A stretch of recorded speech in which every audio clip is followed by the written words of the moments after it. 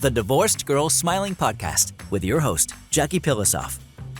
No one should have to go through a divorce feeling alone and isolated. That's why I created the Divorced Girl Smiling Podcast. Every show is 30 minutes, and the guests are my Divorced Girl Smiling trusted professionals. They're so wonderful. Financial advisors, divorce attorneys, mediators, divorce coaches, therapists, and more. We talk about every subject that you can even think of having to do with divorce. The podcast is meant to empower you and inspire you and make you feel really, really confident so that you can have a good divorce outcome and a great post-divorce life. You can find the Divorced Girl Smiling Podcast pretty much anywhere podcasts can be found, and always at divorcedgirlsmiling.com. So grab a cup of coffee or a glass of wine and start smiling. Before we get started, I want to ask you a question. Are you struggling by co-parenting with somebody who you believe has an alcohol addiction? If so, I want to tell you about a wonderful solution to this terrible and stressful issue. I want to tell you about SoberLink. SoberLink is the most trusted alcohol monitoring tool for tracking a co-parent's alcohol misuse. Think of it as a high-tech breathalyzer that notifies you instantly if your co-parenting is drinking. Worried they're going to cheat? It's not possible with SoberLink. When your co-parent tests, facial recognition confirms their identity and tamper sensors flag any attempts to beat the system. So, set your family up for success this year and include SoberLink's court-admissible system into your parenting agreement. If you want to learn more or get SoberLink, go to soberlink.com/DGS. It's important to use the DGS because you get a $100 gift card if you use that URL. And what's new with SoberLink is you can now rent the device versus buy it. You actually have a choice now. So check it out, soberlink.com/DGS. I also want to tell you about a wonderful law firm in Fort Worth, Texas. The name of the firm is Varghese Somerset, and Turner Thornton is the head of that division. Turner is a highly regarded Fort Worth family law attorney and partner. He specializes in high-asset, complex divorce. They are litigators. They can also help you mediate your divorce, and there are 6 divorce attorneys at the firm. Highly would recommend this very professional and well-respected firm. If you want to learn more, go to versustexas.com, and you can find both Varghese Somerset and SoberLink in the Trusted Professional section of Divorced Girl Smiling.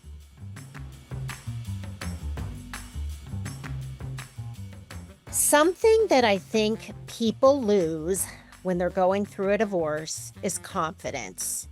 Even if you are the most secure person, you're confident, you have a great job, you like yourself, you're emotionally healthy, and you've never been to a therapist, I'm telling you, if you go through a divorce, you're going to lose some of your confidence. And so I want to talk about, well, I shouldn't say it was my guest's idea.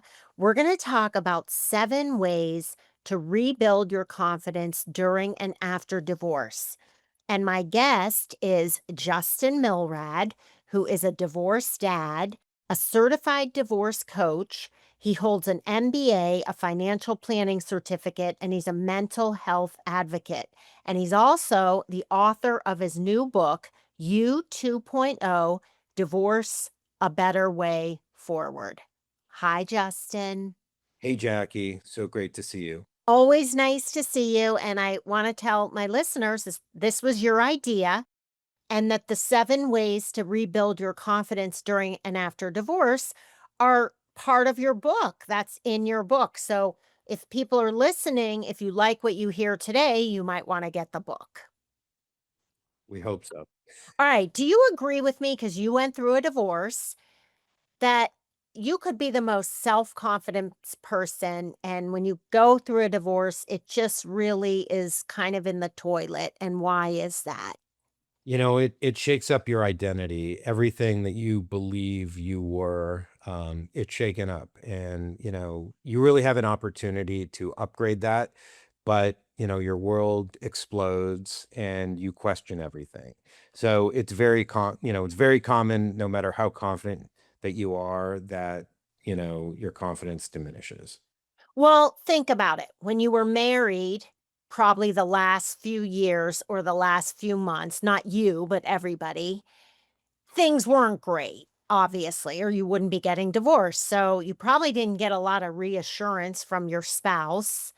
You probably were thinking to yourself, oh my gosh, my marriage is failing. What am I going to do? I'm such a failure. So maybe that plays into it.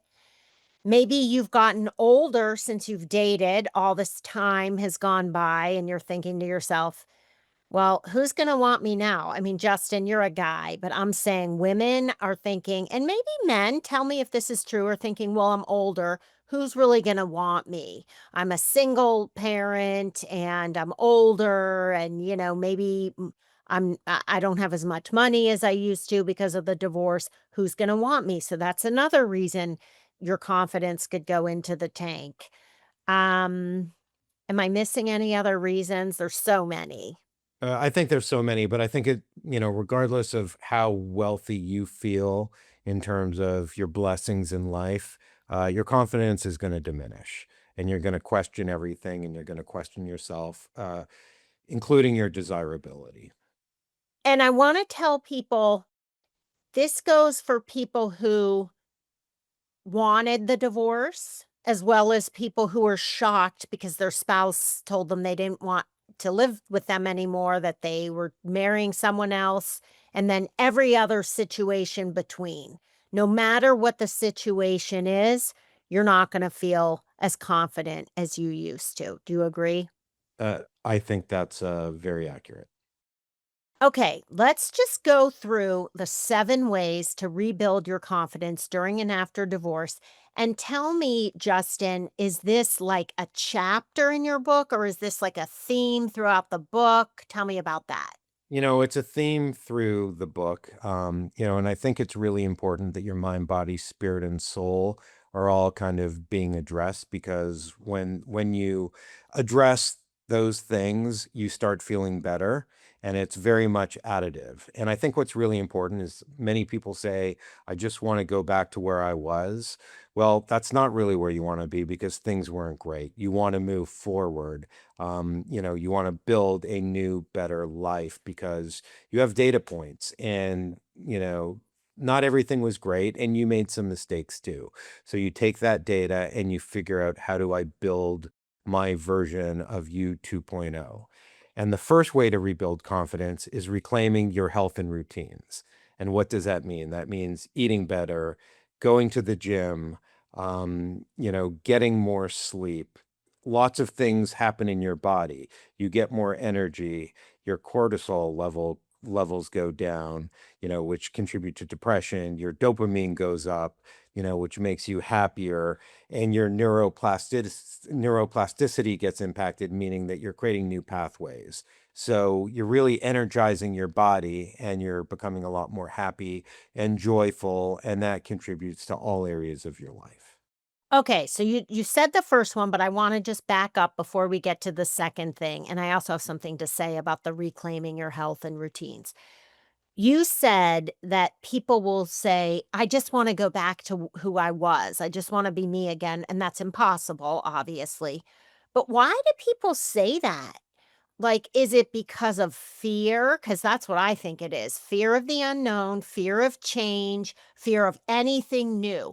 What you had with your spouse was safe. It might have been miserable, but at least it was predictable and it was safe. And for a lot of people, they actually don't even want to get a divorce because of those things, predictability and safety, and just feeling comfortable.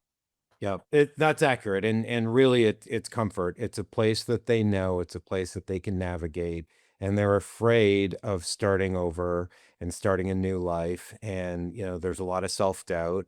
When in actuality, it's really a blessing if given this opportunity that you can build back better. Absolutely. Um, I want to go back to what you were saying about health and routines. And I want to tell people listening that Justin nor I are saying, like, oh, you need to lose 20 pounds so you can meet someone new and get remarried. That is definitely not what we're talking about. I believe that going to the gym, doing yoga, walking, doing something, it's all about your emotional health. And then the physical part is like the byproduct of it. Do you share that same philosophy? That just happens. It's the emotional part that is really most important, I think, during divorce, especially. Yep. It's micro movements. And for some people, it's going from couch, to 5K. For some people, it's going from couch to just walking down the street, doing things like journaling and making small wins will be additive over time. And then you may go from couch to 10K or couch to marathon. And what a lot of people do is they set goals. And what I try and convince my clients to do is set a goal, something that feels unreachable today, but we make micro movements towards it, whether, it's doing a triathlon or a 5K or, picking up biking or something athletic. And then, as far as, the mind piece, it's daily gratitude. And one of the favorite things I like doing with my clients is every day I have them send me a text. It's 3 things you're grateful for, 2 things you're going to do today, on your to-do list, and 1 thing you're going to do for yourself to bring yourself joy. And immediately it makes impacts with the clients in terms of their joy, their happiness and their ability to move forward I love that. Can I start texting you every day? every day. I love that. I love it. I would love to do that. Okay, we have to take a break. You're listening to the Divorced Girl Smiling podcast. My name is Jackie Pilosoff, and I'm your host. I'm here today with divorced dad, Justin Milrad, who is a certified divorce coach, the author of his new book, You 2.0 Divorce a Better Way Forward. And he also has an MBA, has financial planning experience, and Justin also is a mental health advocate. In his past career, started this mental health community and these facilities, and he was part of that community for a very long time. So, excellent divorce coach. We are talking about 7 ways to rebuild your confidence during and after divorce. After the break, we have 6 more. We'll be right back. Are you considering selling your wedding rings after divorce but don't even know where to begin? Well, let me help you out. I sold my wedding rings in 2011 to MJ Gable. At the time, they were a relatively new business. Now they've been in business since, I believe, 2010. Matt and Ann Gable, they're a married couple, great people, such integrity, and really, really smart. And they know the business. Their process is amazing, and I can't say enough about what a great experience it was and how happy I was with the amount I received for my rings. So give them a call. It's all personal. There's nothing online here. You can talk to them. They'll answer your questions. They're just really wonderful. Go to mjgable.com.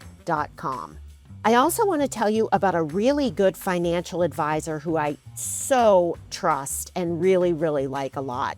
Her name is Amanda Campbell. She's been a financial advisor since 2010. She specializes in empowering divorcing women. She'll hold your hand through your entire divorce and help you make good financial decisions. Amanda is passionate, she's dedicated, she's experienced, and I really trust her. If you want to learn more about Amanda, you can find her on the Wealthspire Advisors website, and you can find both MJ Gable and Amanda in the Trusted Professional section of Divorced Girl Smiling. Welcome back to the Divorced Girl Smiling podcast. My name is Jackie Pilosoff, and I'm your host. Are you feeling like you're losing your confidence during or after divorce? If so, this is a great episode for you. We're talking about 7 ways to rebuild your confidence during and after divorce. This came from a book called You 2.0 Divorce: A Better Way Forward. The author is Justin Milrad, who is a certified divorce coach. And Justin takes clients from all over the country. And I'm telling you, if he's telling you to text him every day, the three things, the two things, and the one thing, I want to sign up now. So if you're interested, go to his website, which is reclaimandreboot.me.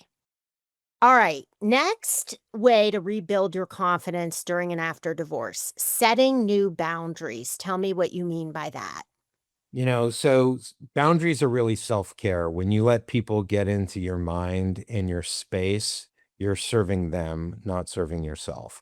A lot of people immediately will think setting boundaries with your ex in terms of communication, and that's 100% accurate. You need to set boundaries and you need to have certain communication styles that work for you and don't set you off. But also setting boundaries with other people in your life, whether it's work or pleasure, friends and family, work colleagues. If you set the boundaries and you abide by them, you're going to free up your mind and your time. Okay, now also I was thinking kids. If you're getting divorced and you have kids, I found that a lot of kids will act out and be disrespectful because they're in pain and they're hurting. But they're not allowed to treat you badly just because you're getting divorced. So if you feel guilty and so you say, it's okay, that my son said this to me. No, it isn't. And if you set a boundary and tell your son, you're not allowed to talk to me that way, you're going to have confidence because you're going to love yourself because you're going to have self respect. What do you think?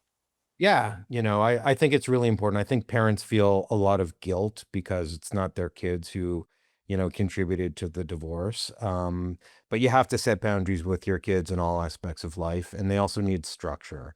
And I think the more boundaries and structure you have, the better your relationships are going to be, and the more your kids are going to thrive. Because it's not divorce that hurts kids; it's how parents handle divorce that hurts kids. So it's important if you do have a good relationship with your ex to create similar boundaries and similar rules for your kids. For sure. Okay, moving on to number 3. I love this one: financial empowerment and knowing your numbers. So for this really means that, have the knowledge that will give you the confidence. So if you're going through the divorce, often it's one person in the relationship who handles the finances. Make sure that you understand the finances so that you can negotiate a fair and equitable deal. But also, one of the biggest questions that I get, mostly from women, are, am I going to be okay? And, unless they have everything on a spreadsheet and they have an understanding of their monthly expenses, and upcoming costs and things like that, they just don't know. So one of the things I do with my clients, frequently is we dig deep into their financials. We help them create a marital balance sheet. We help them create a budget. And we answer the question, are you going to be okay? And many of the time, the answer is yes. But there's also a sobering reality that, you're not going to necessarily have as much money immediately, but you have to build a plan to build back for the future. And you may have to make some short-term changes, for immediate needs and start planning for the short-term, medium-term, and long-term. So you just described my story. I got divorced. I pretty much figured I had enough money and to last me forever. I was a wealthy housewife and I really didn't even think about it. So I didn't take this advice. I didn't get empowered. I lived for many years without going back to work, thinking nothing of it. And then all of a sudden I was like, wait a minute. I don't really have any money. So I don't want people to be surprised like I was. Now, the good news for me is when I finally empowered myself by going and speaking to a financial advisor who did a full financial plan with me and said, look, you have retirement money, you'll be okay, but right now you need money. And that meant me going back to work. And believe me when I tell you, I went kicking and screaming. I didn't want to do it. I didn't want to leave my kids or my comfort zone. It was the best thing I ever did financially and for so many other reasons. And so you're right. My confidence went so up when I just finally put everything down on paper and knew what I needed to do for the rest of my life. And I only had the job for 6 years, and then I was able to have Divorce Girl Smiling and do that. So it was a very good lesson. Had I gone to the financial advisor at the beginning or met with Justin and had coaching, but in 2008, there were no coaches yet. Divorce coaching wasn't even a thing. Had I done that, though, I would have gone back to work sooner and probably would be even more financially better off than I am now, but that's okay. All right, next one is reconnecting with passions and hobbies. So this one and I love because you can reconnect with your identity of who you were when it comes to passion and hobbies. Um, Brings you a lot of joy. And then, assuming that are co-parenting with someone else and you have more free time, well, you really have an opportunity to reconnect with things that you just haven't had time for. So in my particular case, I picked up my guitar after 20 years and I started playing again. I also wanted to build some new social connections. So I did new things. I've always wanted to be a triathlete, which I never thought was possible. And it was kind of a stretch goal for me. So I joined a triathlon community and, I've done 3 triathlons since and I started ballroom dancing. And, when you kind of design who your you 2.0 is, there's some things that you've always wanted to do that you've just never done. Well, now hopefully you have the time and the resources to do that. Um, Okay, now I want to ask you something. You said that you picked up your guitar after 20 years. Why do you think you didn't do that when you were married? I was on the hamster wheel of life, serving my kids, serving my wife, and not really serving myself. I had the opportunity to, I just never did it. So, when you get off the hamster wheel, for a couple minutes and you kind of look at your life and you reevaluate and you think about what is it that gives you joy, guitar gave me joy. So I was so happy to reconnect with it. It's like a gift. It was like a gift to you that you had forgotten about. And I think so many people who are married and then they get divorced, they get these gifts and they think, wow, why did I ever give this up? And it's easy to do that when you're married and you're having kids and your spouse doesn't share the same hobby or passion as you. So you just give it up. I did the same thing. And then people start to have resentment for their spouse, like, "Well, I never skied in 20 years because my spouse didn't ski." But don't have resentment for your spouse. It's your fault. But the good news is you can pick it up now, and it's such a wonderful gift that you have now, and I always tell people, I mean, I'm not a divorce coach, but I say, what were you good at and what brought you joy? Because, Justin, there's a lot of people who don't have a guitar or something that they don't know what they like to do. A girl told me, like, somebody asked me if I what I did for fun, and I just started crying because I didn't even know. But what's a gift is that you get to now explore things and find out, and just Justin is so good to talk to, like, because and Justin and other divorce coaches will say to you, "Well, what do you like to do? What makes you happy? What are you good at?" And they help you figure these things out. 100%. And it's also a great opportunity to reconnect in a new way with your kids. So I've always loved music. I love traveling and seeing concerts. And, I've been going to concerts with my kids. And in fact, I'm going in September with my daughter, who's about to be 16, to go see Coldplay in London. And what a cool experience. So I get to connect, a hobby and a joy with, my child. So. Yeah, I mean, just going to London alone, that's amazing. Yeah. Okay, next one is practicing intentional self-talk and mindset shifts. So I think a big thing is reframing, right? It's very easy to be negative when it comes to divorce because, we feel like we failed. We're very angry. Sometimes we're angry at our spouse, sometimes we're angry at ourselves, our community, our support systems.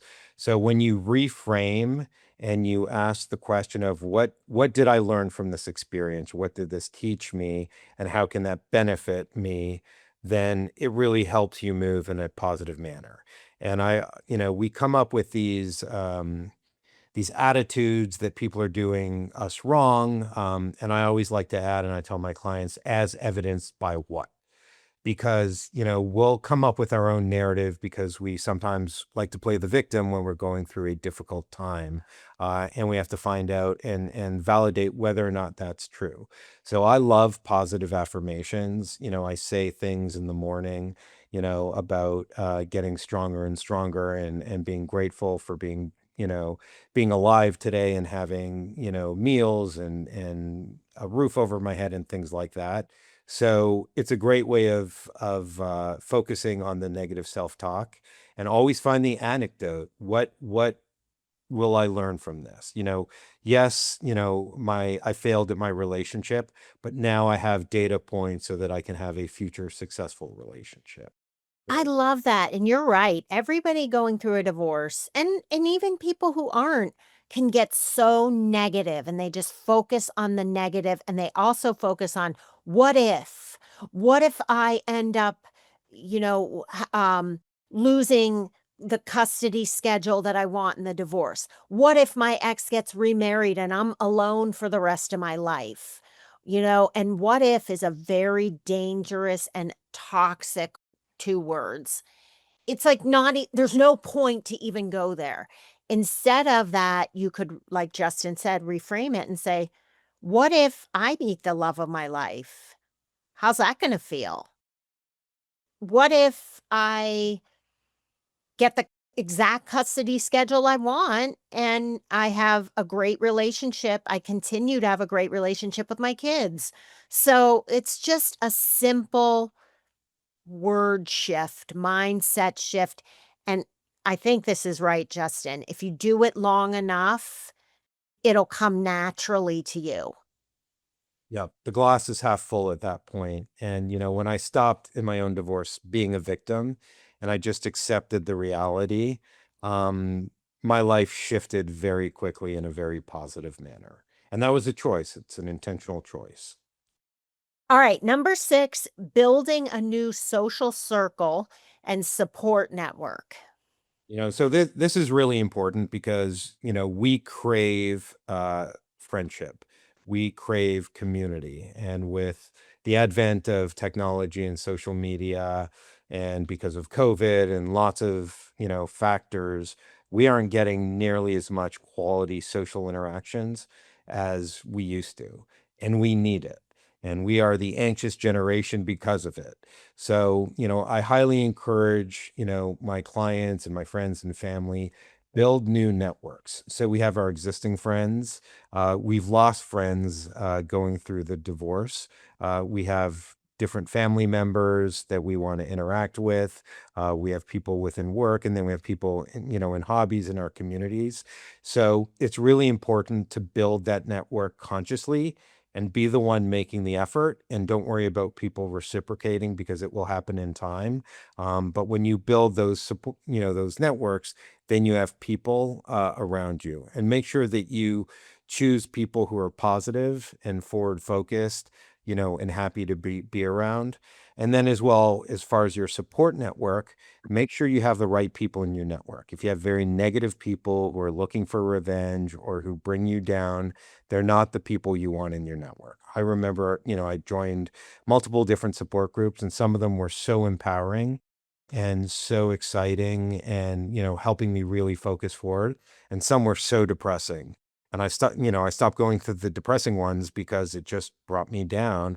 And I was focusing on the ones that really, lifted me up rather than bringing me down. So, Yeah, I feel like every network, every job that you have, every company, every network, every group has a culture. And you got to stick with the positive, good cultures. So it sounds like your two support groups, one had a really good culture, the other one was too negative. So, very, very good advice. Now, I know there's a lot of people listening thinking, well, how do I find these social circles? And I want to give you confidence and tell you that if you make the effort, it will happen. And you will be so glad you did it. It's scary to be vulnerable and asked to get into a group or call somebody, an old Facebook friend or something. But I swear 9 times out no, 10 times out of 10, the person you friend on Facebook and connect with, like, let's say you haven't talked to your college roommate in 30 years, and because this actually happened to me, it's a true story, and I reached out to her, and we talked on the phone for 2.5 hours, and now we're in touch again, and I love having her in my life. And so, just making moves like that will help you feel so much less lonely, and that'll help you feel supported during such a hard time. Yep. Old relationships perk up, but it takes an effort and you have to make the first step. But you'll find out it's very rewarding and gratifying. Love it. Okay, last one. Visualizing and creating you 2.0. So I think I know what this is. You got to visualize it and sort of see it in your head. I'm a big believer in manifesting, and if you manifest what your future looks like, you can achieve it. And that's where I think it's really great to work with a coach, and that's something that I do with all my clients. It's kind of, think about and define what your future looks like and what you want it to be, and then, figure out the steps to get there. And I think what really hit home once was I was listening to a podcast and they were talking about the average age of a male is 76 when they die, and I'm 52, and I was thinking to myself, how many years do I have left? How many more winter breaks do I have with my kids? How many more working years do I have, etc.? And I really thought about it, and I'm like, well, I don't have a lot of time left. Every day is a blessing, so if I could design the perfect life, what would it look like? And that's where you 2.0 comes in. So you think of all aspects of your life, relationships, joy, exercise, financial, where you're going to be living, who you interact with, et cetera, et cetera, et cetera. And if you define it and you create a target, you figure out, how do I hit the target? And then you will live a much more joyous, fulfilling, satisfying life. I love it, but I mean, if you're 52 and you live till 76, which I bet you'll live a lot longer than that, that is a lot of time. It's not like, "Oh, I don't have a lot of time left." It's like, "Yeah, I don't have, like, my whole life ahead of me," but that's a lot of time. That's over 25 that's 25 years. That's a long time. So, yes, make the most of every single day of that 25 years. I mean, I could see if you were like, well, I don't even wanna put an age on it, but that is a long time. It is, but we also know that time flies. So, today is the first day of the rest of your life. So don't wait to make the decision and do something in 3 months and 6 months. Don't put it off. Start doing the work now. And I, Absolutely, and I did hear from somebody who is a very religious Jewish person who said that one of the biggest sins in the Jewish religion is wasting time, and I never knew that, and so it really makes a lot of sense because you have to make the most of every minute. That's like what God wants us to do. We're here to make a difference, to help change the world in some big or small way, and to have as much fulfillment and joy as we want. one of my favorite musical lyrics, and it's actually the ending of my book, is from Bob Dylan, and it's, "He who's not busy being born is busy dying." And I love it. It's such a powerful lyric, because if you really think about it, if you're not living, you're just fading away. Great way to end the podcast. Justin, thank you so much for taking time to do this. I absolutely loved our conversation. Thank you, Jackie. It's always great to connect with you. If you want to talk to Justin, have a consult, or sign up with him, you can find him at reclaimandreboot.me. You can also find Justin in the trusted professional section of Divorced Girl Smiling, which is divorcedgirlsmiling.com.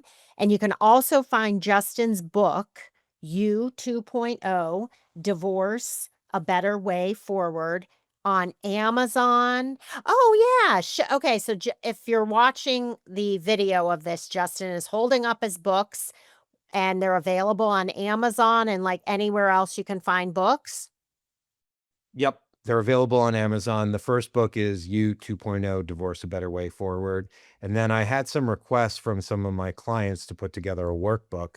So now I have You 2.0, a workbook, which has some really powerful exercises that can help you move through the process quickly with the information that you need so that you can get to the other side and move forward. I love it because it's kind of like self-directed coaching is what that workbook is. Digging deep. Absolutely. Thanks again, Justin. Thank you, Jackie. And everyone who's listening, thank you so much for listening, and we'll talk to you real soon.